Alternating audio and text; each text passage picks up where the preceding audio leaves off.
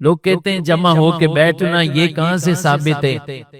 میں نے کہا کہ آیت میثاق پڑھ لیں جس میں اللہ نے نبیوں سے وعدہ لیا، وَإِذَا أَخَذَ اللَّهُ مِيثَاقَ النَّبِيِّينَ، نبیوں سے اللہ نے وعدہ لیا۔ کس چیز کا وعدہ لیا؟ کہ اللہ نے فرمایا میں تمہیں کتاب بھی دوں گا، تمہیں کتاب بھی، نبوت، حکمت، سب کچھ تمہیں ملے گا، لیکن کیا ہوگا؟ ثم جاءکم رسول مصدق لما معکم لتؤمنن به ولتنصرنہ، پھر وہ رسول تمہارے بعد آئے، سب کے بعد وہ رسول آئے تو تم نے ضرور ان پر ایمان لانا اور ان کی نصرت کرنی، مدد کرنی۔ ایمان تو سمجھ میں آ گیا، جیسے ہم سارے نبیوں پر ایمان رکھتے، کسی ایک نبی کا بھی انکار وہ کفر،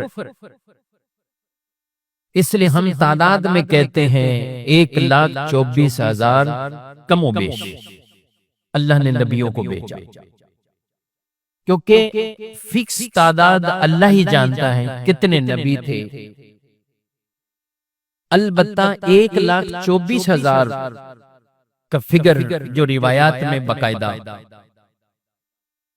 اور اس کے ساتھ ہم کم و بیش بولتے ہیں، اس سے کم ہیں یا زیادہ ہیں، جتنے بھی نبی ہیں ہمارا سب پر ایمان، اور سارے پہلے آئے، حضور صلی اللہ علیہ وسلم سے پہلے آ گئے۔ اب حضور کے بعد نہیں ہے کسی کا کوئی شک کہ حضور کے بعد بھی کوئی نیا نبی آئے گا، نہیں۔ یہی تو عقیدہ ختم نبوت، کہ سارے نبیوں کو اللہ نے بھیجا، اور پہلے بھیجا دو کام انہیں کہے، جہاں وہ تبلیغ کریں گے سب کچھ، وہاں ایمان لائیں گے رسول اللہ صلی اللہ علیہ وسلم، حضور کی نصرت کیسے نصرت کریں گے؟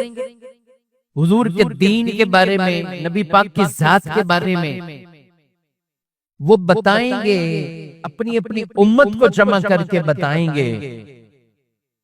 اچھا، یہ کون وعدہ لے رہا ہے؟ اللہ۔ کب لے رہا ہے؟ عالم ارواح میں، ابھی دنیا کے اندر آئے کوئی نہیں، عالم ارواح میں پتہ چلا کہ دنیا میں نبیوں کا آنا بعد میں ہے، رب نے تو حضور کی شان کی محفلیں پہلے سے سجا دی ہیں، وہ پہلے سے سجی ہوئی ہیں محفلیں، کہ نبی پاک کی آمد کا ذکر ہو رہا ہے، یہ آمد ہی کا ہی تو تذکرہ ہے۔ پھر نبی ایمان لائے، یعنی ہم ایمان رکھتے، نصرت اپنے اپنے امتیوں کو بتانا تھا، پیغام دینا تھا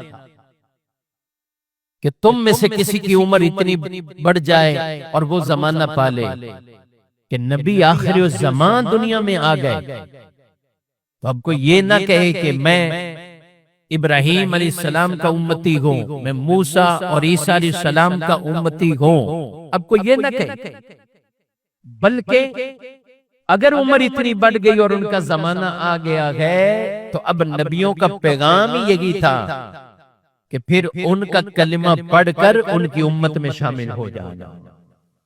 اسی لیے بعض انبیاء کے بارے میں کہ جب امت مصطفیٰ کے اتنے فضائل بیان ہوئے گئے، ان کی شانیں بیان ہوئی ہیں، انہوں نے تمنا ظاہر کی کہ ہم بھی اس امت میں ہوتے، ہم بھی اس امت میں ہوتے۔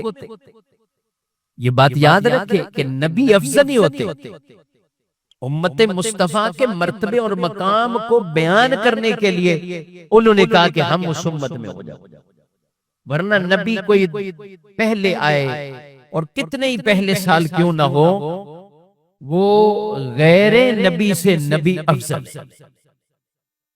نبی سے غیر نبی کو کوئی اگر افضل قرار دیتا ہے تو یہ بھی کفر ہے، یہ عقیدہ ٹھیک نہیں۔ نبی جس کو اللہ پاک نے، جن کو نبوت عطا کی اور ان میں جن کو رسالت عطا کی، یہ شانوں والے، غیر نبی ان کے مقام مرتبے کا نہیں ہو سکتا۔ لیکن میں عرض کر رہا ہوں کہ حضور کی آمد کے تذکرے یہ پہلے سے چلتے ہوئے آئے، اور اتنے پہلے کہ دنیا بعد میں، یہ سب کچھ بعد میں ہے۔ نبیوں کا آنا بعد میں، انسانوں کی تخلیق بعد میں ہے، یہ سب کچھ بعد میں گئے، لیکن ذکر مصطفیٰ اس وقت بھی ہوتا رہا ہے اور یہ بعد میں بھی ہوتا رہے گا۔ ذکر مصطفیٰ ختم نہیں ہوگا، یہ ہوتا ہی رہے گا۔